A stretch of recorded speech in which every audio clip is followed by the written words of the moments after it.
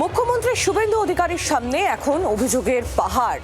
জনতার দরবার, সেখানে মানুষের কান্না, ক্ষোভ আর বিচারের প্রার্থনা। কেউ হারিয়েছেন সন্তান, কেউ হয়েছেন দুর্নীতির শিকার। আর সেই সমস্ত সমস্যা সমাধানের আশায় জনতার দরবারে বাড়ছে সাধারণ মানুষের ভিড়, কারণ সেখানে চুটকিতেই সমস্যার সমাধান।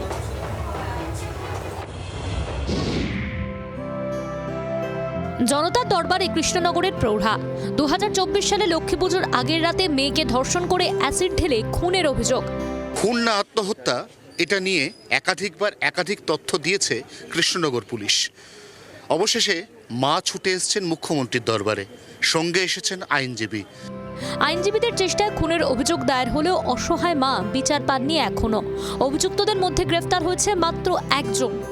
পরবর্তী সময়ে কৃষ্ণনগরের সাংসদের বিরুদ্ধে এই নির্যাতিতার পরিবারকে টাকা নিয়ে মুখ বন্ধ রাখার চাপ সৃষ্টি করা হয়েছিল, বিস্ফোরক অভিযোগ উঠেছে। সেই অভিযোগের পরিপ্রেক্ষিতে তৎকালীন বিরোধী দলনেতা, এই মুহূর্তে রাজ্যের মুখ্যমন্ত্রী শুভেন্দু অধিকারী নির্যাতিতার বাড়িতে গিয়েছিলেন, কিন্তু এখনো বিচার অধরা।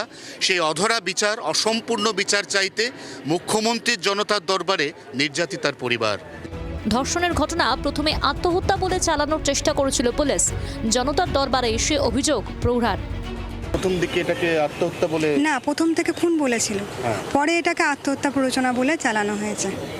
এবং আমি প্রশাসনিক দিক থেকে কোনোভাবে সহযোগিতা পাইনি, এখনো পর্যন্ত আমি পাইনি। মহামিত্র ম্যাম আমাকে হেল্পের বদলে টাকা দিয়ে মুখ বন্ধ করতে চেয়েছিলেন, যে আপনাকে আমি 2 লক্ষ টাকা দিচ্ছি, কেসটা চাই না।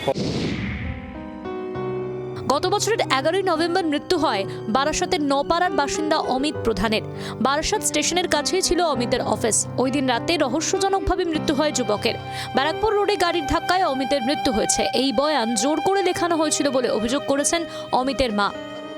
অমিত প্রধানের মা সুস্মিতা দেবীর দাবি, তার ছেলের মৃতদেহ যেখানে পাওয়া গেছে সেখানে সেই দিন সেই সময় তার ছেলের যাওয়ার বা থাকার কথাই না। কারণ ছেলে বারাসাত স্টেশন রোড লাগোয়া নিজের অফিস থেকে আসছিল নিজের বাড়িতে। এর মধ্যে হঠাৎ করে ব্যারাকপুর রোডে একটি পানশালার সামনে কিভাবে তার ছেলের নিথর দেহ উদ্ধার হলো তা নিয়ে পুলিশ নানা সময়ে নানাভাবে নানা কথা বলেছে।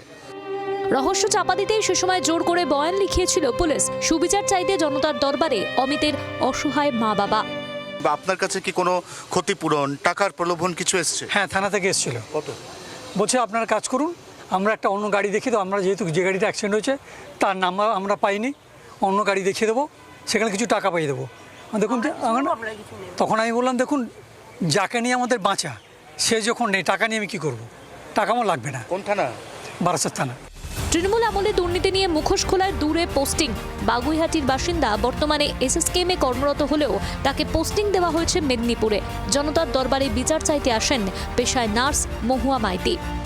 বলেছিলাম বলে কিছু পয়েন্ট নিয়ে আমি বলেছিলাম বলে আমাকে দূরে বদলি করে দেওয়া হয়েছে, এবং এখন যখন বলার জায়গা হয়েছে তখন আমি বলেছি, যার ফলে কি হয়েছে, আমাকে প্রতিহিংসামূলক অন্য জায়গায় সরিয়ে দেওয়া হয়েছে। আমি এখন এসএসকেএমে আছি, কিন্তু আমার ট্রান্সফার অর্ডার করে দিয়েছে মেদিনীপুরে।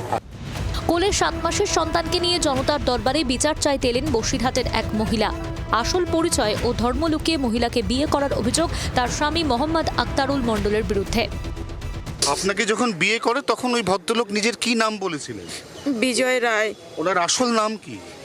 এমডি আক্তারুল মণ্ডল। মোহাম্মদ আক্তারুল মণ্ডল। এটাই কি ওনার প্রথম বিয়ে? না, আগে আরো অনেক বিয়ে আছে, সেগুলো গোপন রেখে আমাকে বিয়ে করেছে। পালাবদলের পর মুখ খুলছেন সাধারণ মানুষ। অভিযোগ জানাতে আসছেন মুখ্যমন্ত্রীর কাছে। সাধারণ মানুষের অভাব অভিযোগ শুনছেন স্বয়ং মুখ্যমন্ত্রী। ফলও মিলছে হাতে নাতে। অয়ন ঘোষালের রিপোর্ট, জি 24 ঘন্টা। বাংলার আওয়াজ, বাঙালির আবেগ, জি 24 ঘন্টা।